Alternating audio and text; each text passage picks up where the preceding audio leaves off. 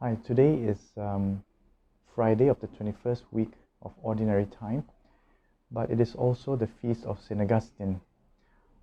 It's a wonderful way to summarize, I believe, this saint um, of what we are trying to pray this week. If you remember, we started the week by looking at the Pharisees and the confrontation Jesus had with them. And the main difficulty or the tendency of religious or kind of religiosity that leads to externalism or being too ritualistic. And so Jesus says that the tendency of that could be hypocrisy. And he also proposes a solution to hypocrisy, which would be to develop our interior life, not to let things remain on the externals, but to try to interiorize what they mean in us, and to avoid hypocrisy and to make our life of faith more fruitful. And we were also saying that there were different paths for that, which basically lead us to be more and more reconciled with God. So a path of constant reconciliation of myself with God would also lead me to avoid hypocrisy, but especially to grow in our Christian lives. Now, coming back to St. Augustine, they say that he is really the master of interior life in the Catholic Church. So in all the history of the saints, there has been no saint who has expressed as well as St. Augustine what interior life means and how to live it. He considers two words, wisdom and love. That a life of faith is about wisdom of how to live, and also is an expression of love. So it's not just about fulfilling obligations like going to church or doing that, which is important. The externals are important as well, but the importance to develop it as a relationship of love with God, with myself as well, and with others. So learning how to be reconciled with God will help us also to reconcile our relationships with others. Now, there's a very famous expression of St. Augustine, which perhaps you've already heard, but it's helpful to remind us that that is the core or core motivation of the interior life. The phrase goes like this: "You have created us for yourself, Lord, and our hearts are restless until they rest in you." So God has created human beings to love Him, to go back to Him, to be loved by Him, and to draw from Him the source of life, to draw from Him the source of the love that keeps human beings motivated. Because we are all motivated by love. Imagine a life without love would be a robotic life, would be a dry life, would be a very materialistic life. But a life that is motivated by love would be very different. It would be deeper, it would be more meaningful. It makes life Christian, in other words. So God created us for His love, to love like Him. And He continues saying that our hearts will be restless. We would never be at peace, we would never be happy, we would never be satisfied until we rest in His love. So somehow St. Augustine is putting order to the interior life. God first. Go to God first. When you're not satisfied, when you're unhappy, when you're not contented, don't try to look for the solutions in other things before you go to God. Go to God first. Be enlightened by Him. Sometimes going to God doesn't mean everything is solved. It doesn't resolve all our problems, but it gives us understanding. It gives us strength, gives us love and wisdom in order to find the solutions, if you like, in other things. Now, today, instead of touching more on the gospel, which also talks about wisdom and love, actually, if you look at the parable of the 10 virgins, that the wisdom to prepare, because any day could be our last day. Considering that today could be my last day, is a very helpful exercise of faith, because it makes us put priority into the things that really matter. If you really consider and you spend some time today thinking, if this is my last day, how would I want to live it? Whom would I want to be with? What would I want to offer them?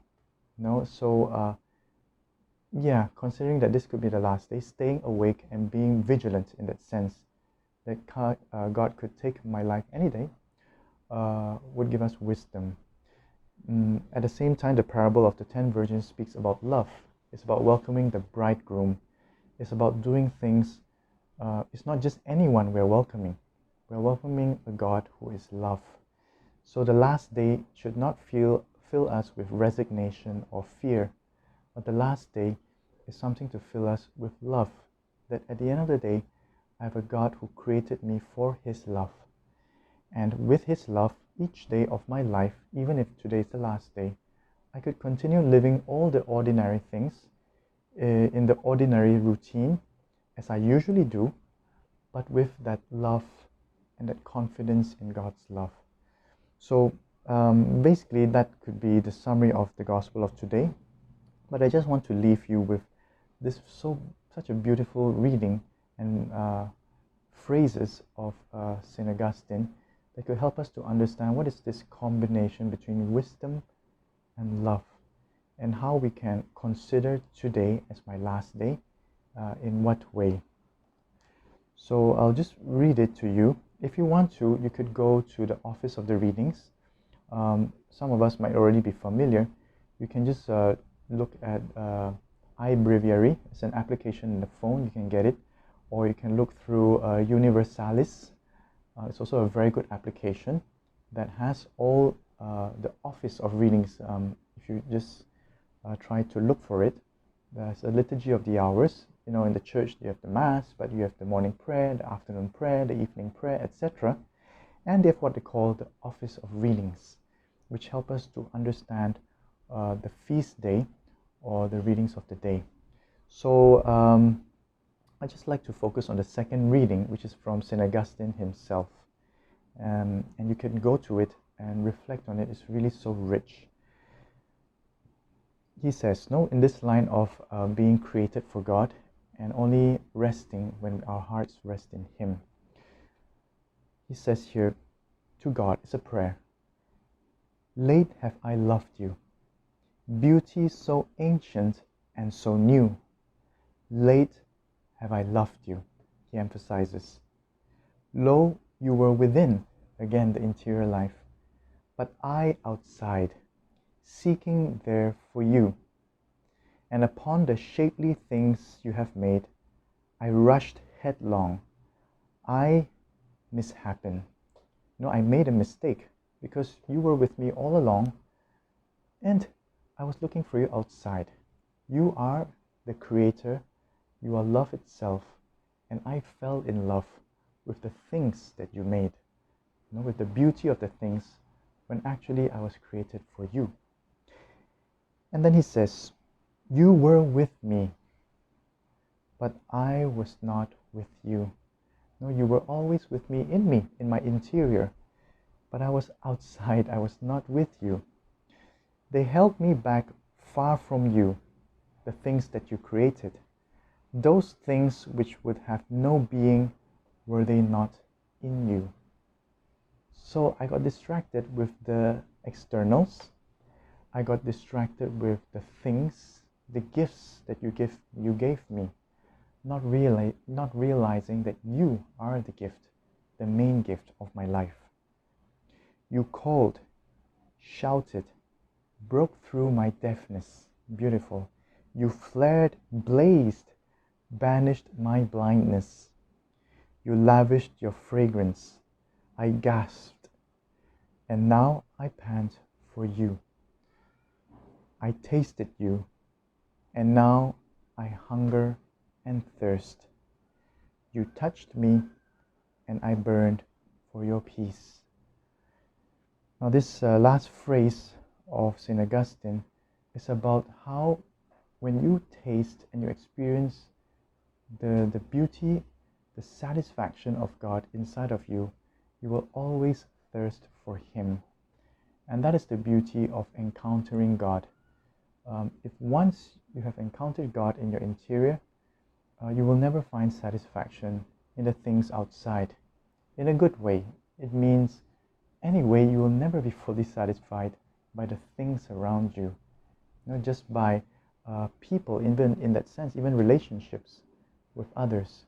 But you have already been stung by the love of God, and you will always long for the real and the true love that will satisfy you.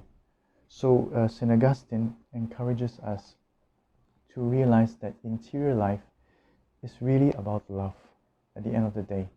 It's really about encountering love, of experiencing that we are loved by God, somebody who can really satisfy us by His wisdom, by His love, by His strength to face the things of each day.